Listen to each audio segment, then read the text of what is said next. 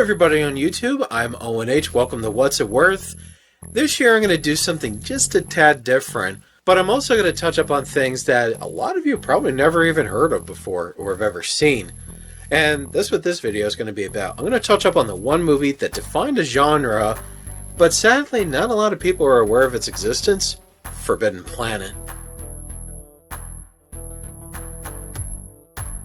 Set in the year 2257, the crew of the United Planetary Cruiser C-57D land on the exotic world of Altair 4, where they encounter Dr. Edward Morbius, the sole survivor of a doomed expedition who suspiciously knows more than he lets on. His daughter Altera and their iconic servant Robbie the Robot. Displeased by their arrival, Morbius urges Commander Adams and his crew to leave, fearing their safety against a dark, terrible planetary force that roam this planet. Despite his warning, the commander investigates further, where they uncover an ancient alien structure full of advanced technology, the history and secrets of the U.N.C.L.E, and finally coming face to face with the fearsome beast in a fiery climax. Now, the first time that I saw Forbidden Planet, I was around 6 or 7 years old. It was after some fairground event that of my local fire department was holding. But when we came home, my father brought home this. And I went, what is that? And I'll tell you, ever since I saw this movie, I fell in love with it. I mean, to me, this was like the next best space movie next to Star Wars. But this film definitely has got its special place in my childhood, and I'm about to go over it today. Of course, back in the 50s, like a lot of sci-fi films, the film didn't get its recognition until like the 60s and the 70s. And that was because back in the 50s, sci-fi films weren't highly regarded at that time. True, they made some award-winning successes like The War of the Worlds and The Day the Earth Stood Still. But sci-fi was a trend that was building up its popularity, but it wasn't so big.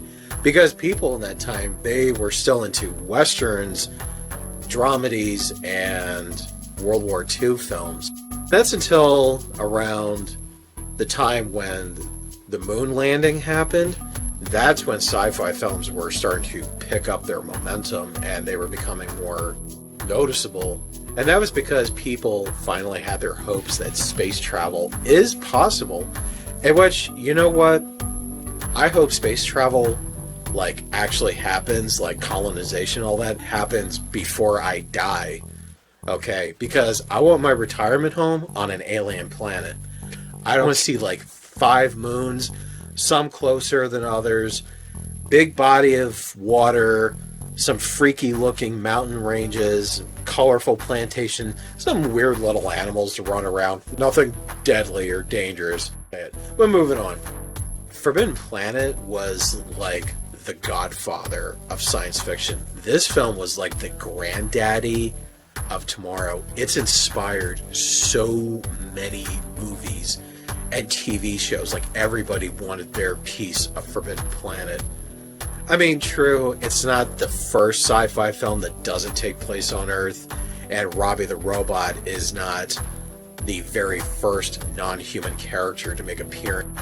But this film actually put the genre on the map, that it inspired like countless stories. I mean, without Forbidden Planet, you would not have Star Trek, Lost in Space, Star Wars, Alien, the Riddick Saga. Even in video games, you wouldn't have Halo or Mass Effect without Forbidden Planet. And I'll tell you, this film would not have worked if Walt Disney didn't have its little smidget of influence, especially with the special effects.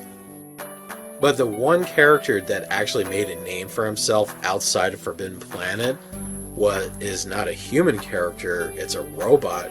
Yes, Robbie the Robot. Ever since Forbidden Planet's release, he has been thrown into so many movies and TV shows. I mean, he's made his appearance in, like, he was in a movie called The Invisible Boy, which I haven't seen that.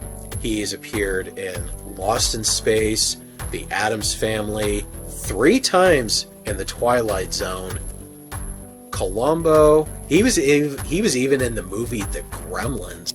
I mean, Robbie has become one of the most influential characters. That his biggest influence was definitely in Star Wars.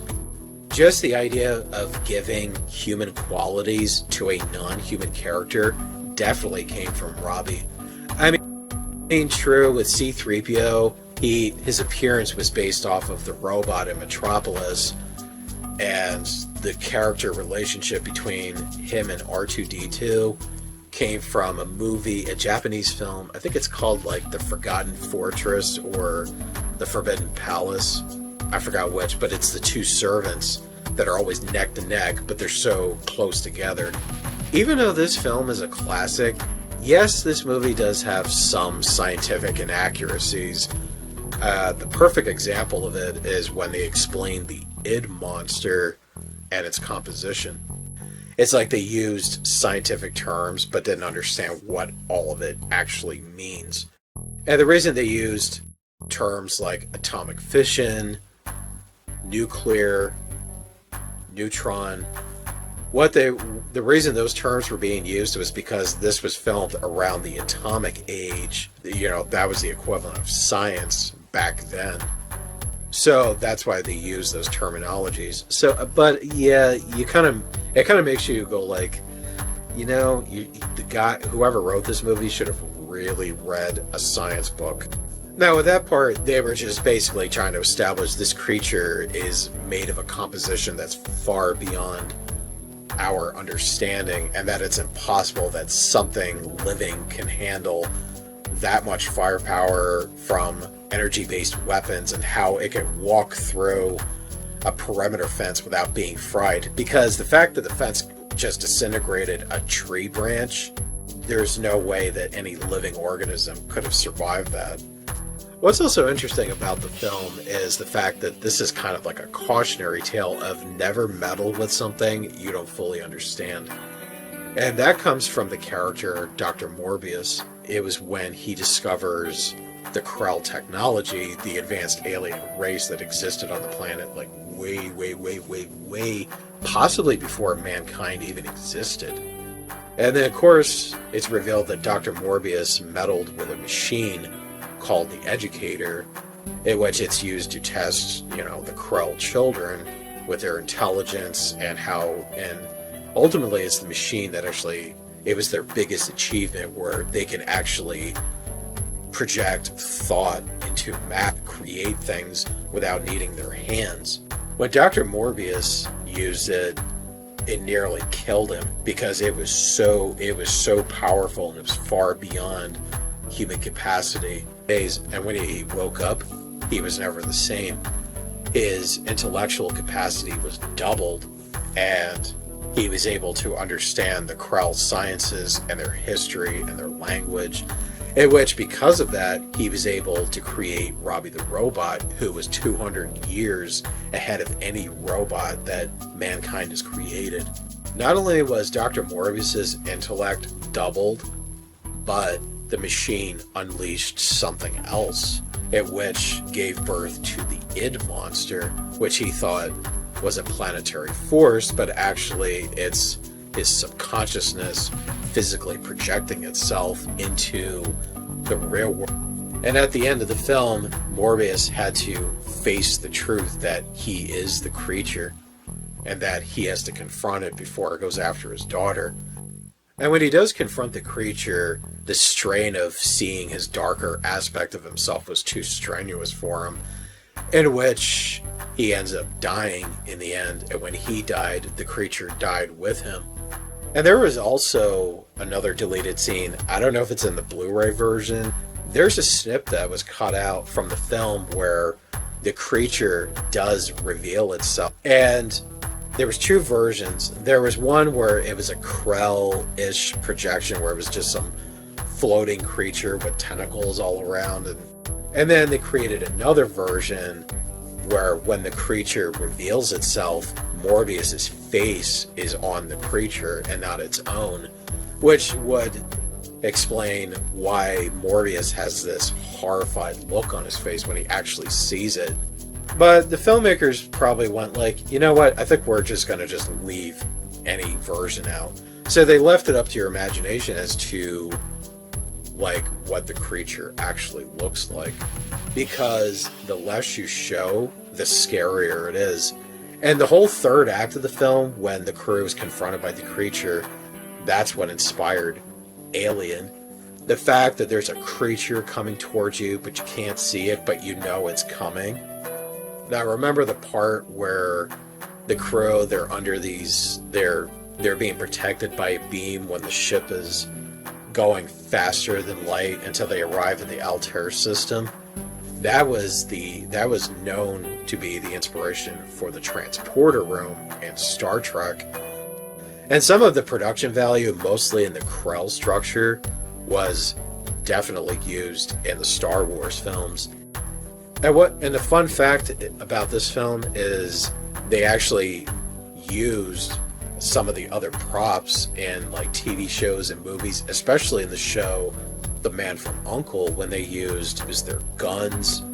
They used the Krell energy gauge, and they also used the perimeter fence in that show. So Robbie the Robot wasn't the only relic that they used in other films. And it's also rumored that James Cameron has been wanting to remake this movie for a long time, and they've talked about possibly rebooting Forbidden Planet for today's generation. And I'm like, you know, as much as I wouldn't mind seeing the remake, I feel like it's kind of unnecessary, because I personally think that remaking a classic that has put sci-fi on the map and it's defined a genre in the 50s, that's kind of a gamble. I mean, true, you can make the id monsters scarier, you could make the special effects a little bit better and more realistic. I don't think the one thing that they could ever do right would be the characters.